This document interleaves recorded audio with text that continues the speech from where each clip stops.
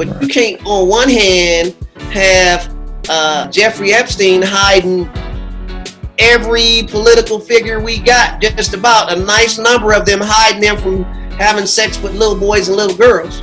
They're hiding them. But then on the other hand, Lil Johnny sold my sister a nickel rock of cocaine, and you want to lock his ass up for 10 years. All right.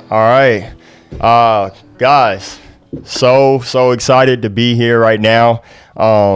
Bringing to you Unheard of with myself, Evan Brooks, and my cousin, Nick Brooks. This is long in the works, guys. So, it's been a long 2020, clearly. And we have, since the beginning, been planning on bringing, the public a podcast that was informative, but just engaging. Something we often find ourselves doing is having deep conversations on the telephone, just because, it's nothing that, nothing really sparks it, but we figured that these conversations are engaging enough that we might want to let the public in on them.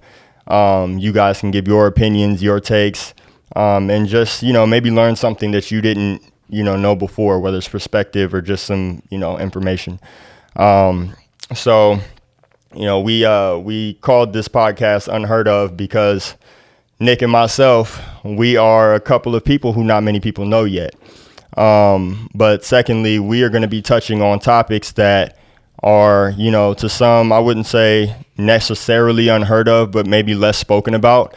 They're not the things that you'll see spoken about on the internet as much, yet they're relatable to a lot of us in our everyday lives. So we want to bring those to the forefront of our attention and to yours, and hope you guys enjoy. All right. Nick?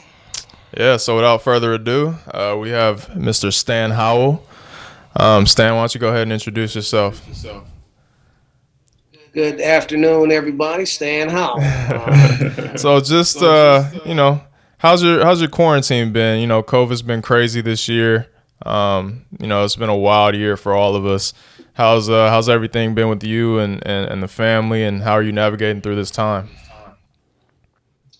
I guess as well as anyone else, this is definitely something that kind of took us by surprise. If you have children and, other things that you were just planning, normally, people have plans for the summer or whatever the case may be, and children and graduating and birthday parties, we took all those things for granted. And so that being said, this has been a curveball that we've all had to deal with, and it's something that we just, it's a part of an adaptation of life that we have to, as well as any third world country that we've seen in history that have to go through things of this nature. And so it's just, it's real when it's us. And so we've just been trying to deal as best as we can. It's getting something used to wearing a mask, and like I said, this is a tough year, but we're trying to just be optimistic and see what we can do to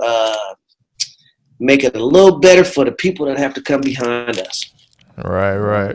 I mean, I know for me, I remember we were quarantining for about the first 3 or 4 weeks. I was good, and everything shut down. It's kind of a mental break, but then after a while, I started going crazy, man. I feel like I needed to go outside and do some things. So, right. The human mind is not conditioned to be cooped up in the house for God knows how long. So, right. Well, let's jump right into it. Make sure that people know who he is, why we have him on. Absolutely. So Mr. Howell, why don't you go ahead and tell everybody what it is that you've done, your background, and yeah, we'll just start with that. Well, I'm an LA City kid. I'm born and raised in Los Angeles, California. I went to Los Angeles High School. I also went to junior college, West Los Angeles College. I graduated with an Associate of Arts degree in Liberal Arts, West LA College. I went on to Long Beach State University and finished my schooling up at Cal State University, Hayward in the East Bay. And got into the criminal justice system as an employee, as a correctional officer, fortunately, and then went into counseling from there, and then eventually went into the streets as a parole agent, which is an undercover agent for the Department of Corrections. And we basically just deal with parolees with reintegration into the community, several hats.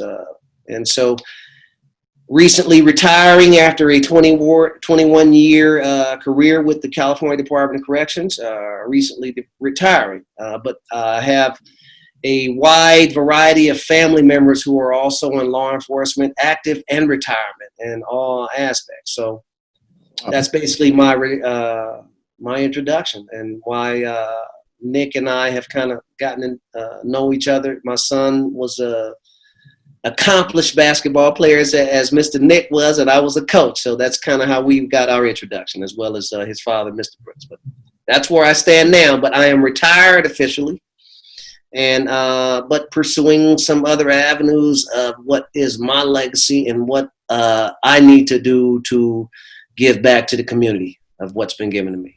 So obviously there's a lot going on right now. As far as just the civil unrest and the relationship between, the police department, the criminal justice system, and also the general public. So what made you want to be a part of that system? What kind of enticed you to, sort of kind of be a part of something that was bigger than, yourself? You're kind of a server of the community. My initial career after I graduated college was teaching, and just didn't know that it would go a different route of teaching versus, the kids. I was teaching elementary school, going through that process of trying to get credentialized and all of those sort of things. But prior to teaching, I had experiences with police as a kid, and saw my father's experience with police. We were in, I grew up in the West Los Angeles area, but my father was a gardener in the 60s and 70s. And so the interactions that he would have with police changed my fabric, shall I say, because I didn't see the badge being a respectful position of authority, because of the interactions that they would have with my dad. And so I think as a kid, it made me want to change that, because when I see it now, when I saw police as a kid, that badge, it meant something else to me. And so when I put that badge on and finally got my badge and was able to, start working in law enforcement, I always kind of made it a conscious effort to make sure that when I crossed paths with someone, they knew that I was a human before I was an officer of the law. That's all. So whether it be a child in a stroller, a prostitute on the street, or whatever the case may be, whoever I came in contact with, a DA, a judge, or whatever the case may be, I wanted to make sure that they knew that I put my pants on a certain kind of way, one leg at a time, and that we were men first. And so I hope that kind of helped answer that particular question. Right. That's why I wanted to, get into law enforcement. I think that's pushed me to, get a degree in political science and just chase that. And then, that's where it led to. Yeah. Well, first and foremost, I want to say thank you for being somebody who desired at the time to bring about some change in law enforcement and that system, because clearly, it's needed it for a long time. But what question I have for you regarding that is, with those intentions, once you got your foot in the door, did you see that, there was a different side of the story pretty much, that maybe you didn't understand before?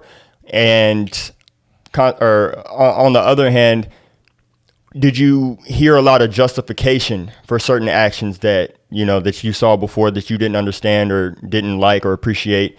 Did you hear justification for that, or did you feel that way at least, or did you gain a new understanding for why you witnessed some of the things you witnessed? Now, I think we might have lost him for a second.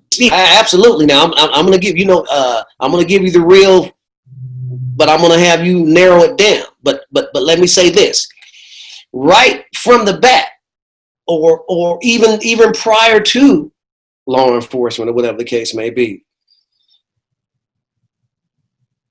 your color is going to dictate most interactions. Right. So I'm gonna have you narrow it down to the specifics of those questions, because I know you do have them. But let me say this: it's clear there. I mean, there's been instances where simply because I was a black officer or a black agent or whatever the case may be, those differences or differences of opinions or pecking order sort of chain of command, either whether they were military or paramilitary or not, they would be you would feel that I can, once I get a specific question, and I can kind of give you specific experience that I had to kind of give you an idea. Okay, I got one for you. Let's say, were there any times that you can recall where, let's say, you guys had an assignment? There was an assignment that involved maybe some African Americans, right? And you saw something where, as a black officer, they may want you to stay behind, and they may send a team of white officers out to handle the situation. Not that specifically, but I'll say this: there's been times where we're given an assignment. Say, for instance, we're giving an assignment that we need to maybe searches on individuals or whatever the case may be. Say we need to serve warrants on these specific individuals because we think it's time to serve, or it's that time to make that quota, whatever the case may be. Right. The disparities of racial disparities, I've always noticed, depending upon who is running that particular detail, you see the disparities. There could be, and we talk about that. Okay, why do we have 8 black gang members to go after, and we have no white gang members and no Hispanic gang members for this particular search and seizure? You know what I'm saying? Yeah. Those were clear and blatant. And until someone says, hey, listen, ask why is that, then you may get, okay, the next one we may have 3 Hispanics, or versus that all 8 and none. Mm-hmm. That's it may seem small as far as a disparity, but I wanted to give you some sort of a clear example, if that was. Yeah. Now, there's been a big conversation about how police are trained, right? So even as far as like defunding the police, that's been a big issue.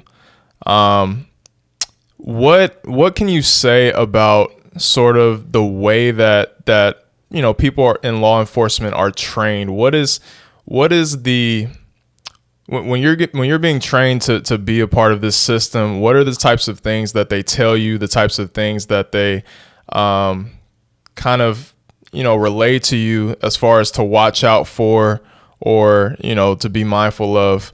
What's kind of the psyche behind that? Is there a particular target that they're trying to convey as far as who needs to be watched or who needs to be targeted more? What can you say about that?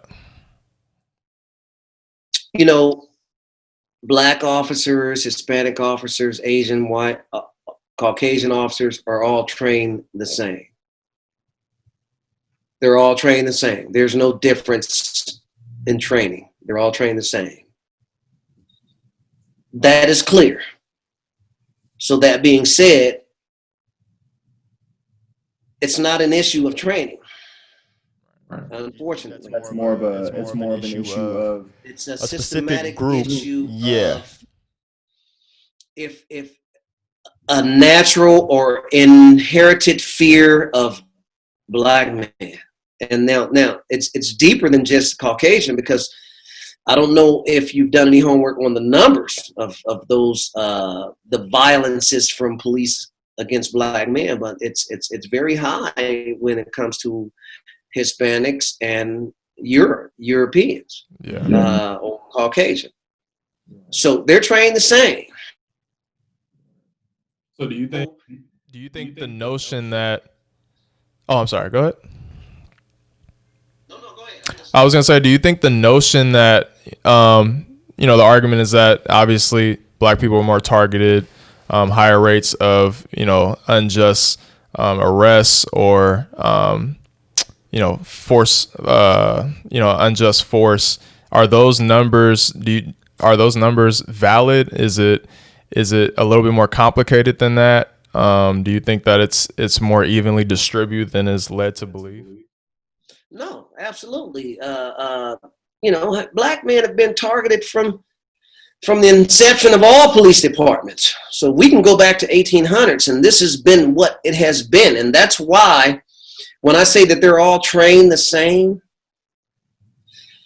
what are those numbers for black officers who have shot even unarmed black men, for that matter? We can even go there. But right. but even more clear, what are those numbers for black officers who have shot unarmed other races, Caucasian or Hispanic? What are those numbers for them that have shot black men? Statistically, what are they? And you're going to see that those disparities have nothing to do with training. These roots are deep, and it's just not law enforcement. I know this is our topic, but it's just not law enforcement. And unfortunately, it's tough to be a black officer nowadays, simply because we're getting backlash just from being in uniform for those sins of those officers that have, violated human rights. And it's most of the time it's not us. Those percentages for being black officers are just, those numbers are just not even existent. Right. And a perfect example, I don't know if you heard about the shooting last night, but 2 officers were shot in Compton by a regular civilian.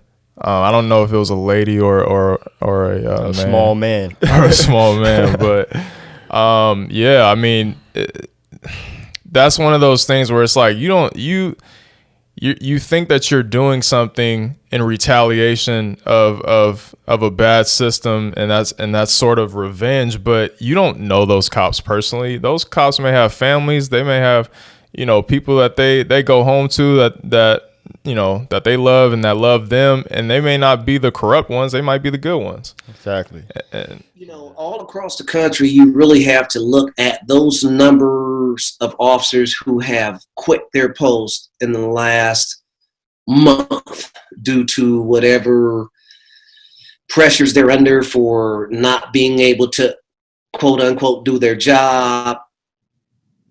Their histories of abuse need to be looked at as well, because the officers that I know down with the Los Angeles Police Department, the officers who, and not because I'm biased, don't get me wrong, I'm not biased at all, because if I see you doing wrong, whatever the case may be, I'm going to report you quickly. I just don't believe in that. But the officers that I know that are still working now, that are doing that job with their heart,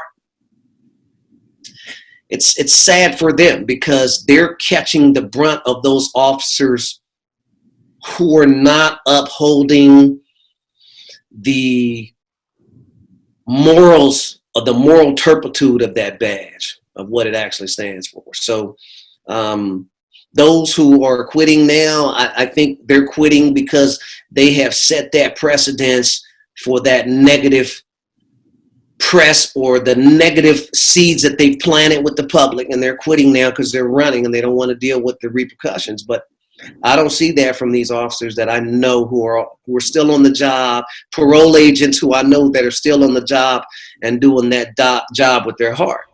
So it's just stereotyping. Yeah. That's all it is. But I'll tell you this. Mr. Howell. I relate what police officers are going through right now very much so to what Black African police American. officers. Let's be specific. Black police Right. officers, for sure. Black police officers, definitely, to be specific. But honestly, just good ones in general. I related a lot to Don't what. get me wrong. I don't want to be biased like that because I know several Caucasian or white officers as well. Oh, wait, we lost you a little You said bit. you know several what? I'm So sorry. I said I don't want to be biased like that and say black police officers, but I have to make sure that we understand. Mhm. You know, we have to understand what it is right now. We can't throw. Listen, we can't throw any black officers in the subject of racial tensions right now because the statistics are not supporting anything that black officers have done across the Yeah, right. Absolutely. And that's I just wanted to be clear with that. for sure. I mean, the way I feel, what I was saying was any officer that is that's known to uphold the badge to the best of their ability with absolute morality and ethics is, I feel that they're experiencing, unfortunately, what black people in America have experienced for decades and decades. And that's people, or, I guess who you could view as your opposer.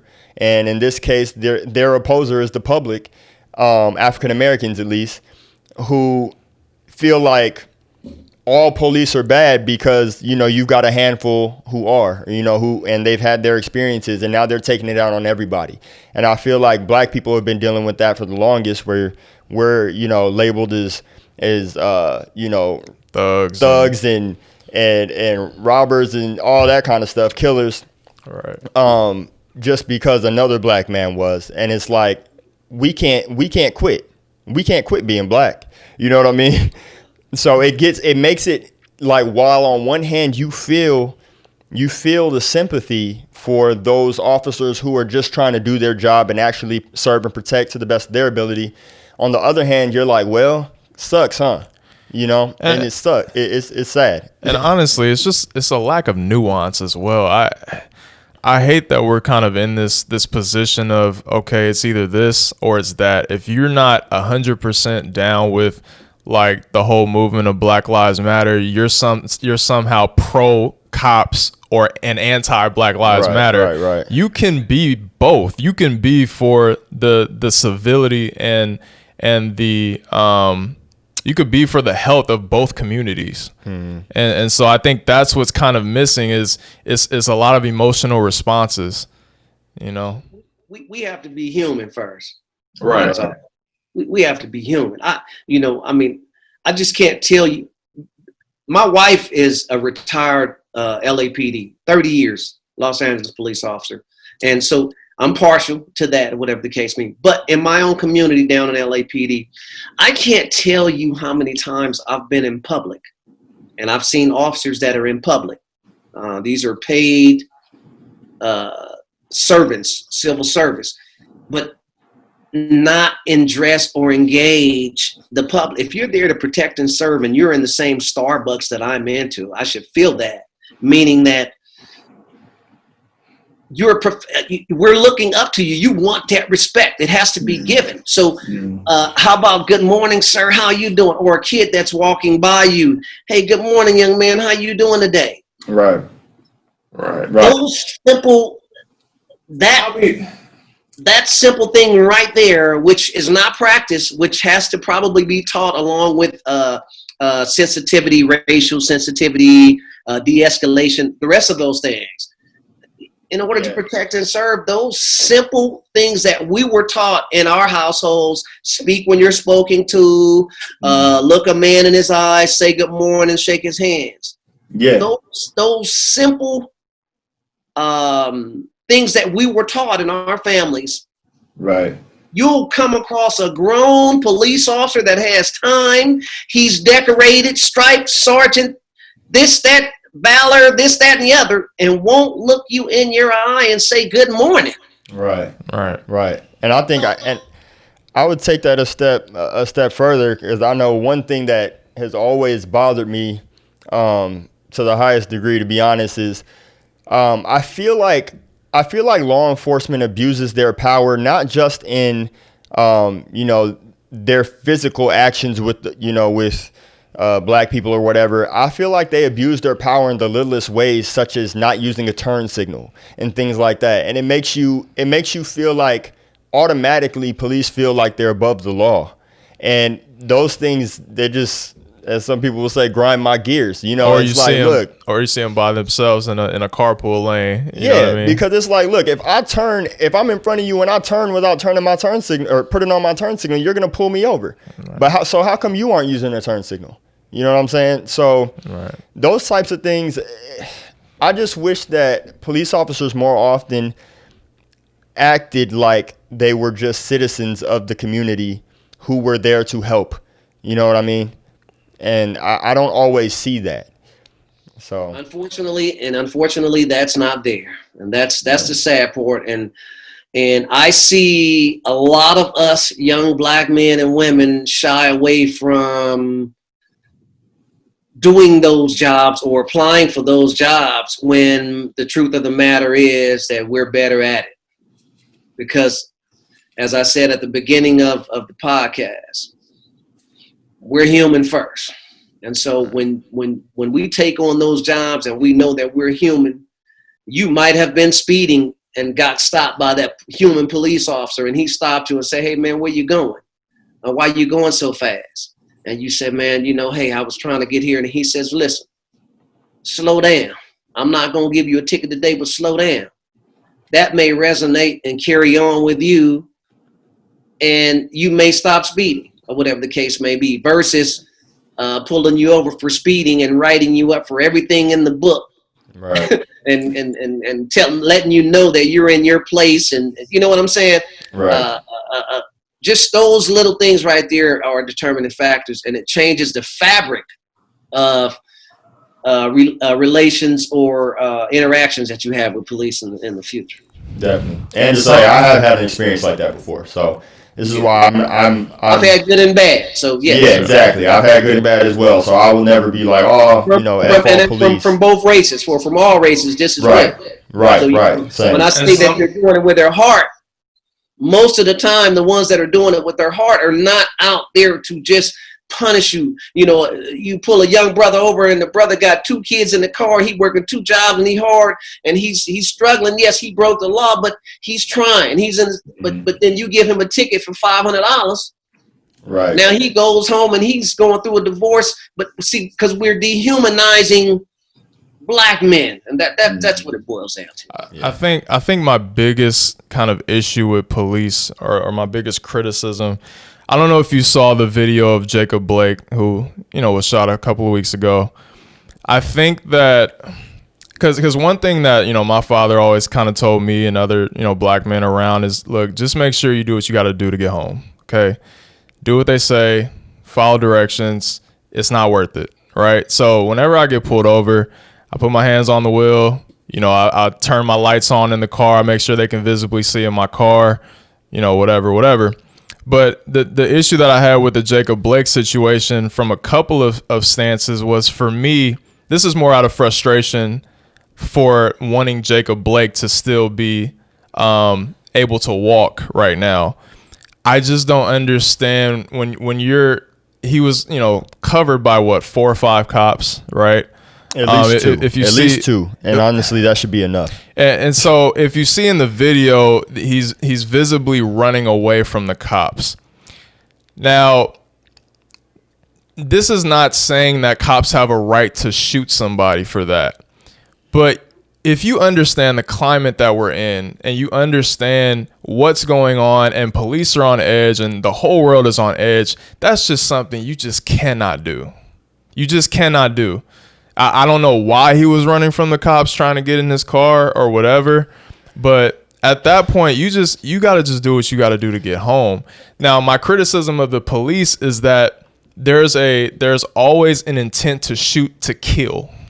Exactly. Not shoot to warn. So I'm saying it don't matter if first of all, he didn't run. Dude walked. Yeah, he kind of walked. He was walking kind of fast, but the thought of going from the cops when the cops are clearly trying to get your attention. I agree. Definitely look, comply. But the thing about it is, like, I mean, bro, I've seen recently, right after that situation, all this stuff is swirling on the internet.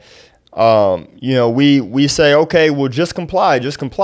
And then you see a video of a dude standing, complying fully with his hands behind his head, and he gets drop kicked by a cop. Oh, absolutely. In the back. Like, there was no reason for it. And let me preface this. I'm not saying that him being shot is justified.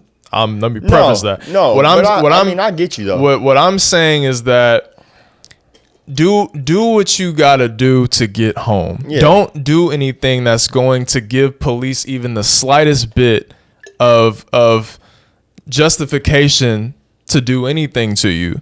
And with the officers, shooting this man seven times was just absolutely ridiculous. You could have shot him in the leg or something. You could have shot him in the foot, give him a shot warning. But there's clearly shoot him in the ass like they did Denzel in Training Day, you know. Exactly. And so I don't know. The thing that I feel in regards to the police training, and this is kind of my thoughts on this, I feel like even though the slogan is obviously protect and serve, I feel like police need to take this job with intention of putting people first ahead of themselves. And I know that might be asking a little much, because obviously as a human being, our fight or flight instincts kick in, obviously.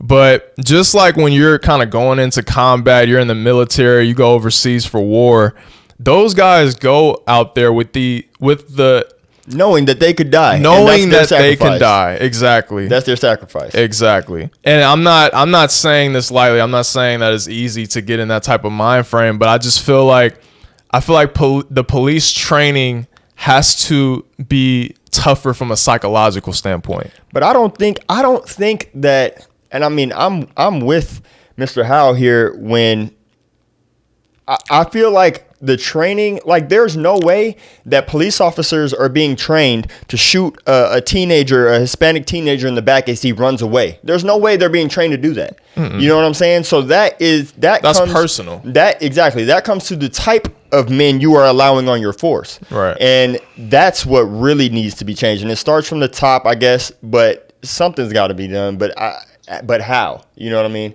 Your most of your brass or your higher ranking officials in the police departments across the United States of America, I don't care what city it is, and I'm just not throwing out as a vague number here, but the majority of high ranking officials, brass, especially if they're running that complete department, you know, sheriff, chief, cap, whatever they are, the majority of them have some sort of roots from systematic racism at the beginning of the departments. Okay, so you have to go back. Now, most of these departments have been in existence from the 1800s, and you have to look at who they hired, when they hired them, according to the guys who are hiring and the hiring processes of today.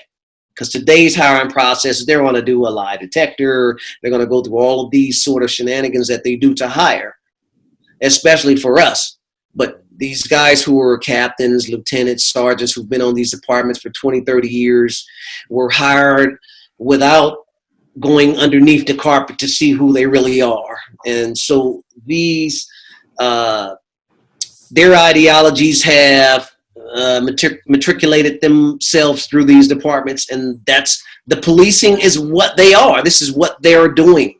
So when you are dehumanized or taught that, it's very easy to pull that trigger on a black man. And that's the reason, again, I told you before, this is the reasons why you don't see those same disparities flipped as far as black officers on maybe others. You don't see it with black officers on Asians. You don't see it with black officers on Caucasians. You don't even see it with black officers on blacks. Just like my man who was shot in Compton on the bike by the sheriff. These were Hispanic officers that stopped him or whatever the case may be. Now, not some, don't get me wrong. He had, according to them, I wasn't there, but according to them, he had a gun and he ran and whatever the case may be. But again, shot in the back on a black man. And this is happening. It's not because of training. It's because the system has deemed the black man not equal, just like the initial Constitution. Right. And it's prevalent, not just law enforcement. Let's keep it real. It's starting from the top, all the way down. You can see it in every profession, every branch of the military, look, Supreme Court judges, all the way down. And so that's the changes that are really going to happen to change the policing, because it's not that. It starts way above that. DAs, prosecutors, you name it. My man that has the T-shirt, "The Game is Dirty," the Tidget T-shirt, he has the brother that did a misdemeanor crime. They gave him 30 years. They have the Hispanic brother. They gave him 15 years for the same misdemeanor crime, and the white boy, he walked. And that shirt basically defines the American systematic justice system. Right. I mean, even with the white kid, with the 17-year-old white kid who he was like walking around with the AK. You can't walk around with an AK, brother. I mean, you can't walk around with an AK. Yeah, you can't. But if you do that without getting laid down, shot, and exactly, and they would no hesitation. They'll drop him without him even taking the first step. No hesitation. So that's what clearly shows you. And I think teaching officers, no, you got to teach them white officers. You don't need to teach the black officers. You don't need to teach them that. We're human. Right. I want to slightly shift gears a little bit. I want to talk a little bit about your experience as in the parole system, dealing with young black men. What can you say about your experience as far as dealing with men in the system and trying to assist them in getting back into the regular flow of society? I was listening to a sister, Dr. Joy Behar, I believe her name is, and she was talking about a syndrome called post-traumatic slave syndrome. And after I'm on the outside now looking in versus being in a reality working inside and experiencing different relationships with several guys that you say to yourself, man, how could this brother wind up in prison? He's just too articulate and too well mannered and just too much of sort of a productive sort of man, whether it was a facade or not. It makes you think about that. What is this brother? How could he get caught up or into a system where he's incarcerated? But then you look at the big picture and you look around and you see what sort of roadblocks are just set there, or even what sort of vices are introduced to deter you. There's several facts in my history growing up in LA where I hear my elders talk about the railroad tracks on Slauson back in the 60s when, so to speak, the feds had brought a train load of guns and dope and dropped it off somewhere on the east side and told the guys it was there, and that created those drug wars that happened. So those sort of little, even with the current protests now, people were talking about how they're going on a protest and just a brick was just happened to be in front of, or a few bricks lined up in front of some glass window in front of some shop that, the kids are not really taken down there, but some outside force initiated some sort of vice or distraction that catches us up easy, because guess what? We don't have or didn't have the resources, jobs, schools, those sort of things that we were behind from the beginning. We're behind because when we were freed, or whatever the case may be, if you want to take it a little further back, when we were freed from slavery and they said you were free, no going to work, you couldn't work here. No, you can't work here. No, you got to get out of town. No, but you can't be in this state. So, it's that century or generational turnaround where it's so hard for you to kind of get ahead or get up to speed, and guys quickly succumb to whatever it may be. Oh, I'm gonna hustle. I'm gonna, it's an easy, I can't get a job, so I'm gonna sell some dope. Well, not that it's an excuse or the right thing to do, but this is what I saw, whether it was hooked on the drugs or selling the drugs or didn't have a father to kind of say, hey, make this decision or go down this path, make it a little bit easier. In turn, those decisions were easy for these guys because it's hard to go apply for a school and grind your way when you don't have no money. Right. And you get accepted to college and you got to sleep in your car because you can't get on a dorm. You don't have that money. Or you in the class and you can't afford your book. So you got to go in there and write notes. That economic barrier is so deep. It makes those guys turn that way, although it may not have been in their fabric.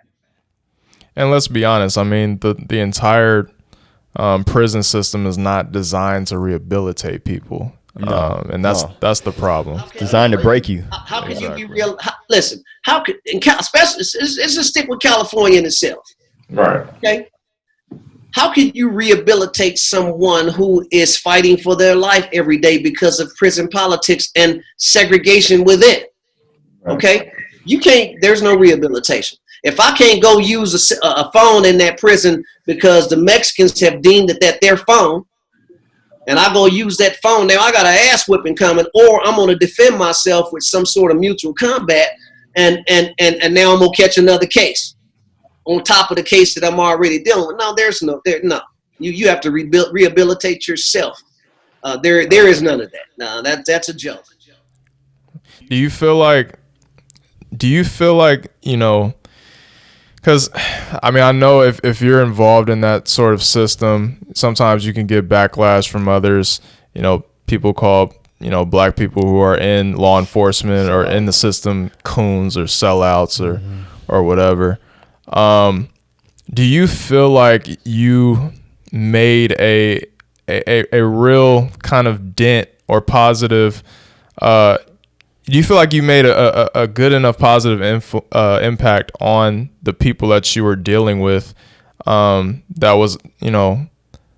was able to kind of, transport them or excel them into kind of that rehabilitation afterwards? Do you feel like you did what you could despite sort of the inequities of the system? I really hope so. And maybe, and I've had parolees and inmates that I've crossed paths with, pull me aside and say, hey man, thank you, for being human first. And we talk, cause just being human sometimes is greater than law enforcement, because parole agents wear so many hats. But I've run into guys who I had supervised while they were in prison, that will come tell me, hey man, look, just, thank you for being fair. You being firm and fair. The last couple of years of my career, I was fortunate to be able to work a lifer caseload. These were guys who had initially gotten a life sentence, and the majority of guys that had been released had served at least 30 years of straight prison time. And so I had a caseload of these gentlemen that I supervised and was able to really be able to get to know them on a personal level. And it appeared when I left, even leaving the prisons, I had guys who would be coming up to me when it was my last day I was promoting, whatever, and they would say, hey man, sorry to see you go. And so even assisting guys with life skills, with the lifer program, with just, things that we would take for granted. We would have these meetings where we would teach guys how they be in prison for 30 years. So simply learning how to work a cell phone or get an email or, fill out an application online was a task.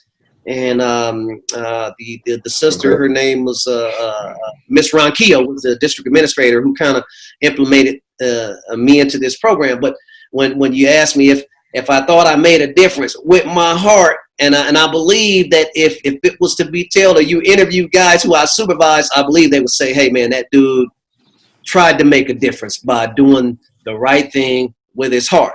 Now, there were times I had to make a hard decision. Although doing it with my heart may have to put them handcuffs on you, and you have to be detained because you decided to go down this path. But still, I hope that is the case when it is written and guys can have something to say about what I brought to the table. I hope it was that I tried to help and be as human as I could. That's what's up, man. I think that's all really anybody wants, is for law enforcement to remember humanity first. And that right there, I think if that could be accomplished, then it's powerful. It's more powerful than anything. Right. I think you'd see the biggest change we could ever imagine. Humanity is love, and when you can run back every video of these officers who have shot black men. You can run back every video. Fernando Castillo was in the car with his daughter. Mm-hmm. So was my man Jacob. He's in the car with his 2 daughters. Mm-hmm. So now you can't tell me black men gonna be looking at them 2 daughters because they gonna be like, man, my brother got a daughter, my wife, my sister, they gonna look at that before they pull that trigger. Now you got to bulletproof vest on. Yeah. If you have vowed and took that vow oath to protect and serve, brother, take a bullet before you have to shoot an unarmed man. Don't what we're saying. If you scared, now look, these dudes that have, and I probably gonna catch some black backlash, but I don't live in that. I'm whatever it's gonna be. But I'm gonna say this: if you quit, then you scared. So you dudes that quit, you took an oath. Don't look. When you go to war, you can't say you in Baghdad and you taking bullets. You scared. Right. You quit. So then the ones that quit because you didn't mean it anyway, and you ain't doing us no good nowhere around. Exactly. And I'm gonna say this one kind of criticism that I have. Another criticism that I have is that I feel like you got a lot of officers that can't even run. You know what I mean? They can't fight anybody. They can't.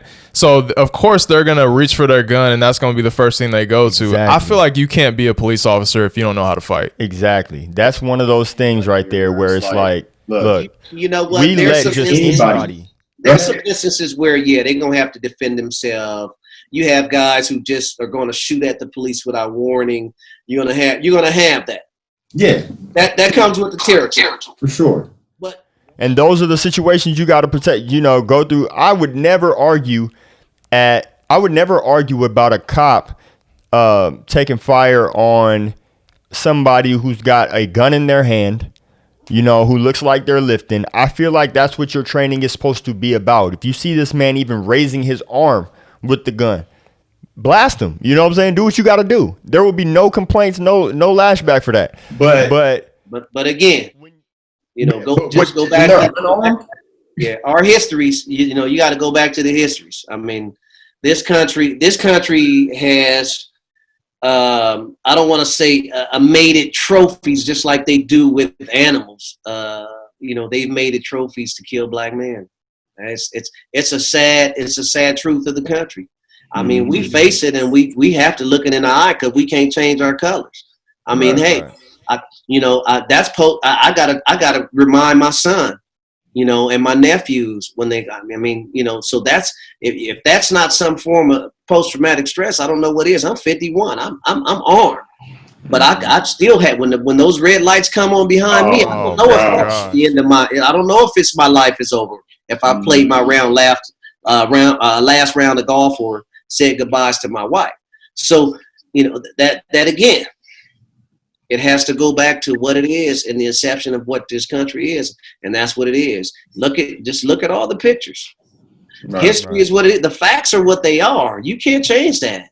Mm-hmm. So when you can hang a man by a tree and have your wife, daughter, the mayor, the judge, the governor, everybody in that picture, that's only listen. That ain't even 100 years away.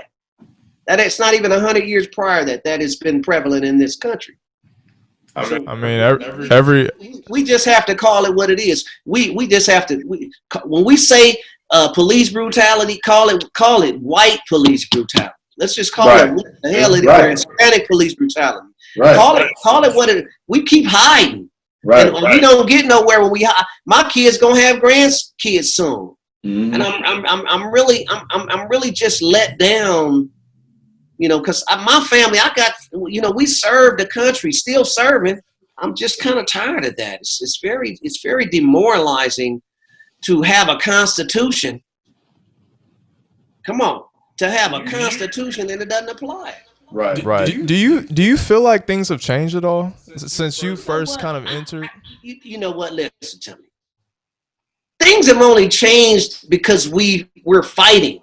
And we're fighting their way. That's the only way. Listen, the only changes started with Martin Luther King. Even further than that, Emmett Till, those are the changes that we're making. But the fights are only because we're educating and getting in the system to be able to fight, or we were getting at the table by getting a law degree or something of that nature. But overall, if you look at what's going on in the world, no. If you look at the climate right now, white folks still want us out. I'll say this though, I do feel like when the whole George Floyd thing happened, I feel like you could see a shift in understanding, at least, of the general public, of those who aren't black. Poor public. But say it again. The poor public.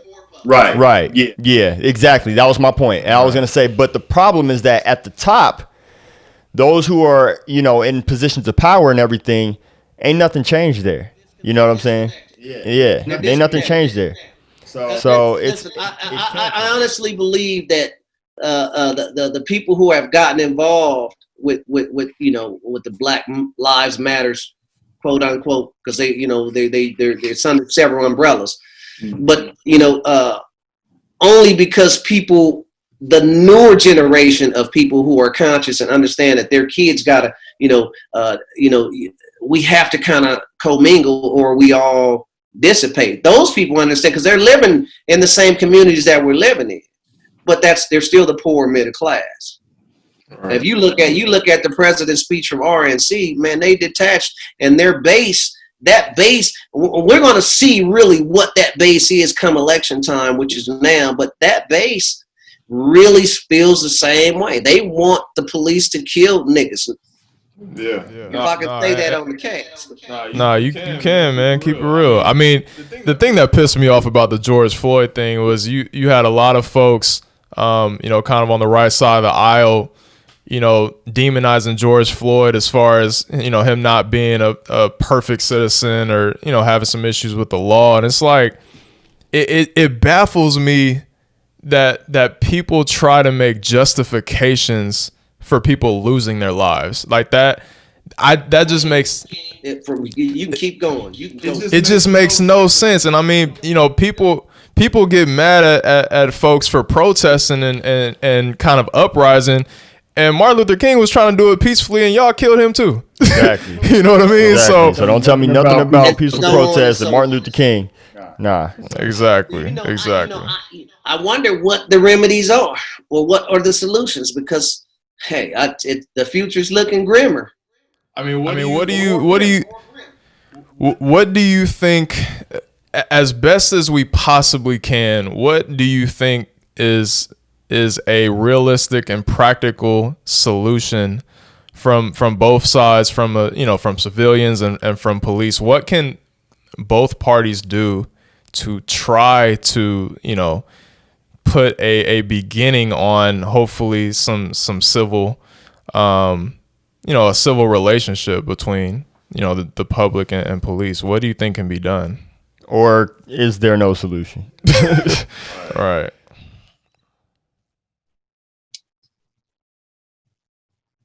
I honestly, we're always taught to be optimistic, but I'm 51 now, and You know, I just can't say that I can. I don't even. I don't have a solution, because for me it's black and white. For me, it's so simple. It should have been done already. So I mean, it should have been done. It should have been done so many hundreds of years ago that it's like, what could be the solution other than my death? You know what I'm saying? Right. I mean, do I need boom? That's the solution. I mean, but what do I see? I mean, you got to have some hope, because I got a son. You know what I'm doing? You know, I got nephews and nieces. But when you look at what is in front of you, I mean, I'm at a resort in Tucson, Arizona. And boy, now look, hey, look, I'm gonna live. I'm sorry. It's not really my problem that you mad that I'm walking down the same sidewalk you walking down, but I can feel that. Right. Understand the looks, the dirty looks, or you're still clutching your purse. Let me go. Come on, y'all. Do you think some of it kind of rests on the result of this up and coming election? You know what? No. They can say that, but no, he doesn't have that much power.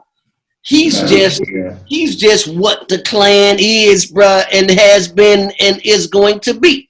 Yeah. He's just there. It's just like Ross Perot when he ran. It's the same. It's the same. Lyndon Johnson. It's the same cycle over and over and over.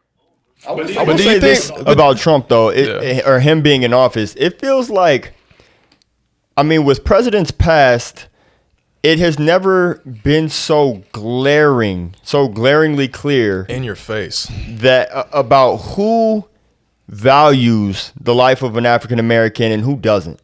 And it's like, okay, you see this man doing and saying what he does and all that, and it's like, anybody who takes up or defends him, it's like, it's easy to assume it's like, all right, you're a racist. You know what I mean? And it's like, it's never been like that before. You'd have President Bush in there. They detached, man. We can't. I mean, hey, they're just detached. Yeah. They will never go to Venice Beach and walk on the beach, like, you know what I'm saying, or go to an amusement park or walk up down Melrose. No, they're detached with reality, because they don't listen. They don't have to interact with us unless they have to, or unless they want to. Want to. You understand? So I don't see any. Listen, I don't expect anything from the United States of America. If I could go somewhere, I would. but I can't. Where can I go? Right. I've been ostracized in the worst way. I've been harmed more than any Jew, any Asian, any Latino. I've been harmed, or my ancestors have been harmed more than any man in the world, anytime, day and night. And you know what? America knows that. I mean, the facts are there. That's why the president, we're not going to tear down any more statues. Well, the fact of the matter is those statues are all lies. Right. I mean, I feel like the older I get, I feel like I've been lied to my whole life about how great America is. Right. You know what I mean? I find myself telling my son now, you know what? Just make as much money as you can. You ain't never gonna take this black skin off, player. Right. I mean, I think the best solution for this, unfortunately, is kind of individualism. You know, we got to kind of look out for ourselves and look out for our own, because I mean, you can't depend on the government to be for all people. Who wants to be at a rally like they got in Portland? Now you got pro-Trump supporters, but they're basically Klansmen. They got all the Klan and then you got pro-blacks or pro, pro brothers or whatever the case may be, and yeah, they're armed or whatever the case may be.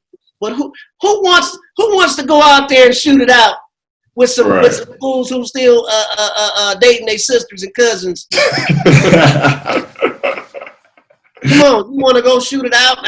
And tomorrow, my daughter want to go to Grand Canyon tomorrow. I understand the youth. I understand that mentality, but I'm not. I don't want to go out that way. Yeah.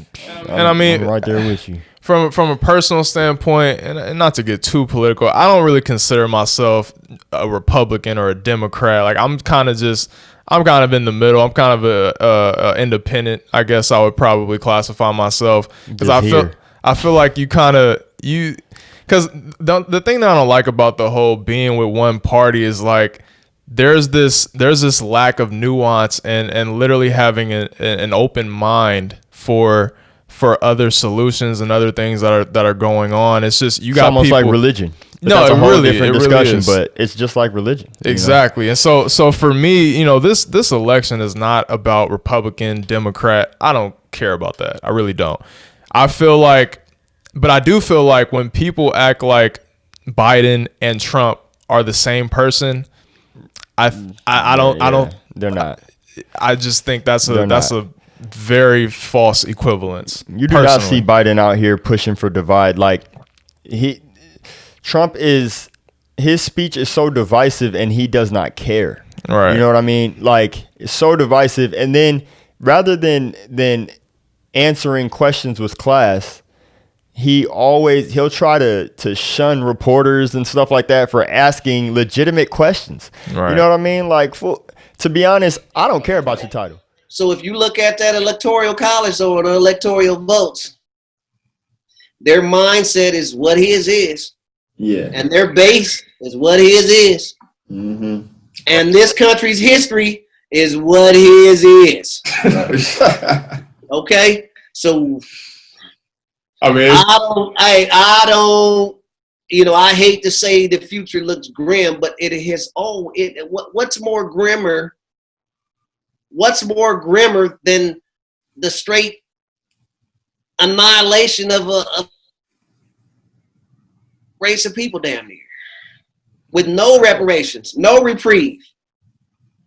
Right. And still the way that they're allowing black men to just be shot by the system with no sort of recourse by the criminal justice system.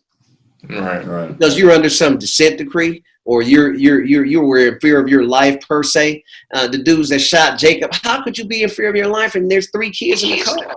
Exactly. Yeah. How could you be in fear of your life with my man Claude? You got his knee on the man's neck and he's handcuffed.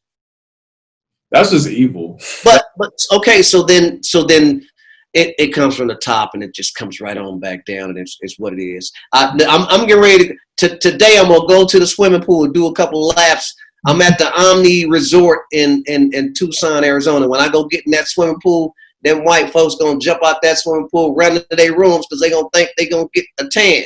Right. But that is taught because listen, I'm gonna tell you why it's taught. Because the same white folks that's looking at me sideways or whatever, their kids gonna come up and say, "Hey, Mr. Hi." Yep. Right. They're gonna take that kid back to the room and don't you ever say hi to a black man ever in your life. Yep. Yeah. Don't you ever look at a black woman that the effort that it takes to teach that is why we're having these officers that are shooting these black men like this with no recourse. You ain't in fear of your life. Come on, cut it out. Stop it. You think that black men want your women, and that has gone back to the days of the 1800s. And that's the same way that they are now. I don't care. The police are that. I was going to press that button, but you did it. No, I'm going to keep it real. But see, because remember, I don't have no horse in the race.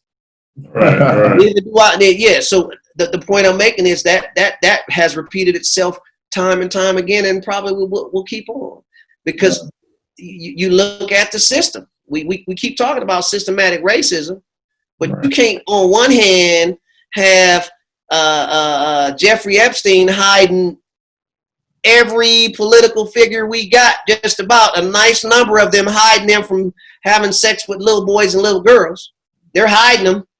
But then on the other hand, Lil Johnny sold my sister a nickel rock of cocaine, and you want to lock his ass up for 10 years. Yup. Right.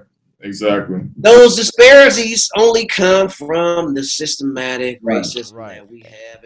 And that's why we see 13.4% of black men in America as a whole versus 33 or 35% incarcerated. Now, this was last reported in 2018, but we're still the most highly incarcerated race of all, when clearly there ain't that many of us here.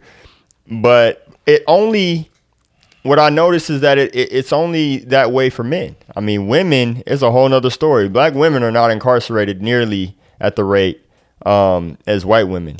But black men, they fear us so much for what? Right. Yeah, because so if you keep that system going by locking the fathers up, most of the times, as you can see, Nick, you're doing exactly what your father did. Yeah. Think about that. True. My son is doing exactly what I did. I'm doing exactly what my father did. Right. And that cycle continues. So if you take a father and you lock him up, now his son, those statistics go way up for him to follow in those footsteps of that. So the system was designed that way. But if you tell a man he's free from slavery, and he goes to try to go get a job, and you tell him, no, you can't work here because you're black. Right. What is he supposed to do? And I was watching I watched the Joe Rogan podcast a lot. Shout out to Joe Rogan. It has great content. He had Ben Shapiro on his podcast, and I don't know how familiar you are with Ben Shapiro, but they were pretty much talking about there was Ben Shapiro's stance was pretty much you have to at some point make a decision as far as, are you going to be a part of the generational curse of your family? Are you going to continue the cycle, or at some point are you going to make a decision to not be a part of that, and that onus is on you? And Joe was pretty much of the mindset of like, it's not that simple, and it's not that simple. If your only influence in your entire life is folks going to jail, folks getting killed, gang violence, that's all you see. That's all you see. So it's not just as simple as, okay, I need to make a decision. I need to go to school, make sure I don't get caught up in that.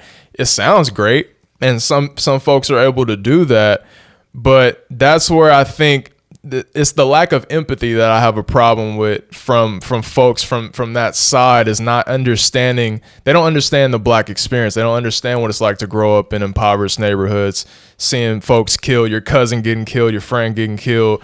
You know what I'm saying? Like there's just a lack of understanding. Oh, for sure. Take on that role under that badge, under that color of authority, then you need to take on that role as well for empathy. Plain and simple. It fall under all of those traits that an officer carries under that badge of honor. And unfortunately, as a black person, like there's obviously the conversation about what's right and what you got to do. It's not right that Jacob Blake got shot, right? It's not right. There's nothing right about it. However, you got to do what you got to do to get home. Like that's the biggest thing that I worry about. And when I see some of the stuff that's going on, it's like, man, just do what you got to do to get home. If I'm getting pulled over by a police officer, I'm not touching nothing. Like, he comes up to my window, he asks for my wallet, I'm be like, listen, sir, my wallet is in my glove compartment, it's in my back pocket. I'd rather you go get it for me. You know what I mean? But again, Nick, who taught you that though? True. There it is. Jacob Blake, did his father teach him that? Maybe not. Evidently, at that particular time that all this was going down, you can't, and this is Monday night quarterbacking. Right. But you can't. They're evidently giving you some sort of orders or whatever the case may be, and you get tunnel vision, and you just want to leave, and you just go into the car, and you done already. They're not letting you leave. Right. And you see that coming, and you going in. So he may not have been taught that. I just feel like, and he wasn't. Listen, he wasn't. I'm Monday night quarterbacking, but it's clear if you look at the video, he wasn't going in the car to get a gun or not. He ain't trying to go home. No. But still, that brought on the next phase of that, which because they're not charging this officer. They're not going to charge him. You know why they're not going to charge him? Because he's going to say, I clearly told him to stop, put his hands up, and he didn't. He went and got in the car. So they're not going to charge him. Wow, you'd be asking, then why'd you shoot him 7 times? Exactly. You know what right. And you know what? And he's going to justify that by saying, I was in fear of my life. I thought he was going to the car to get a gun or a knife. And guess what? There's no grand jury that's going to indict that officer under those circumstances. Yes. Now, will he sleep? You like the officer that was on my man's neck. His wife left him when he, according to news or whatever the case may be, she divorced him or whatever the case may be. She knew that this fool was a Klanman from years into his duty as a police officer. He been dealing with niggas raw his whole career probably. And I'm just speaking because I don't have any facts, but I bet some money that if they went into his history, this dude, that's all he did. Right. And I mean, when you look at some of these cops, it's been proven that most of these cops have backgrounds of unjust behavior. You know what I mean? It's not the first time. Right now, if they're upper echelon of LA, I'm gonna call their names out. You got 2 officers right now. Now, if they're brass, the people under them, I feel sorry for people that they have run into. But you got both of these officers are straight crooked police officers. I'll back it up. I got proof. That's why I throw their names out like that, because now that was 15 years ago that I had a run in with these 2 officers who were crooked. Right. And I filed violation of my civil rights against these 2 officers, which they, of course, LAPD found no merit. But the point that I'm making is, these 2 officers are crooked, and I had a run-in with them. So now they weren't able to do me because I was sworn when they pulled me over and felony stopped me. I was working for CDC at that time, but they were so dirty. They pulled me over, pro me out, felony stop. They were looking to be dirty. Now, I complied. I did all that. I let them pull me out my car, gunpoint, all of that sort of stuff. And then I filed my charges. Now they backpedaled, this, and that, and the other. But those officers probably promoted up through the ranks. Yep. And they simply racial profiled me and conducted, felony stop, whatever the case may be. But how many more brothers did they... listen, the spirit on these 2 brothers was so dirty, I believe they was out there planting. I wouldn't put nothing past them. So that being said, that fabric probably can't change, unfortunately. Wow. I mean, sad but true. It's been a hell of a conversation, man, and I'm sure we could go on all day and night. Definitely. But we definitely want to we got to wrap it up, but we want to thank you so much for your time coming on here, sharing your perspective. Obviously, this is a discussion that's going to continue to go on for decades and decades, probably centuries. I would hope that at some point in our children's lives and our grandchildren's lives, Nick, that eventually they could see a day where racism is such a foreign idea that they don't even know what it is. It's in the history books, you know? That would be ideal, but just like you said, I mean, it's hard to be optimistic, but what choice do we have? We have none. We have to be. It's just sad. But man, it's a pleasure. It's a pleasure, Nick, seeing you, what you've started to grow up to be, man, hey, I've watched you, young man. You fellas are sharp. Your air. I'm proud of your group of fellas, man. I'm proud. I appreciate that. I'm glad that you came on, because when I was thinking about who I wanted to have this conversation with, I knew you keep it real. As a kid, I can't tell you how many laughs that me and Bryce will have, just kind of hearing you kind of share your perspective and just how real you are, and I appreciate that. And I think it's important for a conversation like this. We got to be honest and we got to tell the truth, and that's how we progress and get better as a society. So I thank you for your transparency. And honestly, we'd love to have you on again. Absolutely. Evan, my pleasure, brother. You guys are doing good work. And anything I can do to help, reach out. No doubt. No doubt. We appreciate you, sir. We appreciate you. I enjoyed that. Okay, I'm signing off, and I'll be in touch. Much love. All right. All right. Much love to you. Thanks. Mr. Stan Howell, ladies and gentlemen.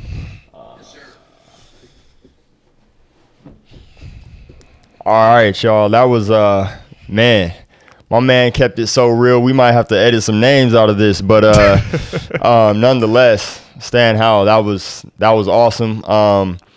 We just wanted to bring a perspective, especially in the climate that's going on right now, a perspective from the inside that could either help fuel your anger or ease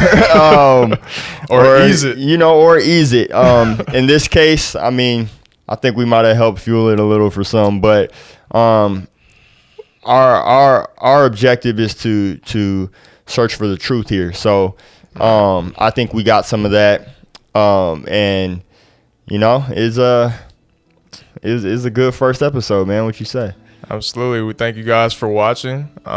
Please subscribe and like, comment, let us know what you guys think. Share. Absolutely. And we're gonna keep it coming. All right. We out.